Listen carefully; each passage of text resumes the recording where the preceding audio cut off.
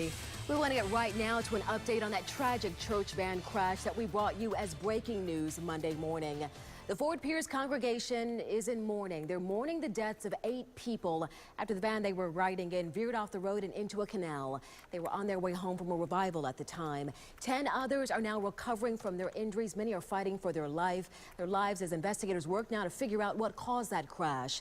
That van again was heading back to Independent Haitian Assembly of God Church in Fort Pierce after a weekend event in Fort Myers. It ran a stop sign, crossed all 4 lanes of traffic, and crashed in rural Glades County. The people on board ranged in age from 79 to just 4 years old. ABC Action News anchor Jameson Euler is in Fort Pierce now to show us how the church community is grappling with this horrible loss. This small Haitian church here behind me in Fort Pierce is still reeling from Monday morning's church van crash. This place, usually reserved for worship, is now planning for 8 funerals. Among the flicker of candles were songs of prayer for the 10 congregation members still fighting for their lives, while on the ground, 8 candles burning for the ones at Independent Haitian Assembly of God Church that will not come home. Not at the pulpit this Monday night, the lead pastor. Instead, he's recovering at Tampa General Hospital. His daughter just returning with his progress. He was in critical condition, and now he's a little bit better, but he's not quite, out of the woods yet. Lexine's father not able to give many of the details about that van, only made to carry 15 passengers, but carrying 18 as it blew through a stop sign and ended up in a canal on its way back from a church revival in Fort Myers. Philippe Doucet's father-in-law died behind the wheel, his cousin in the back. He had to identify them. Inside of me, I'm crying.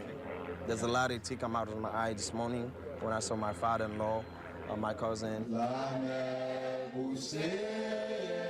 Faith has no language barrier, and as we are seeing from this small Haitian congregation, grief doesn't need an interpreter either. And ultimately, it could be up to the 10 survivors who helped the Florida Highway Patrol come to some sort of conclusion as to what caused this crash. In speaking with the pastor's daughter, she tells me that this church is not going to be big enough to hold 8 caskets, and they're going to have to come up with some other arrangements. In Fort Pierce, I'm Jameson Euler, ABC Action News.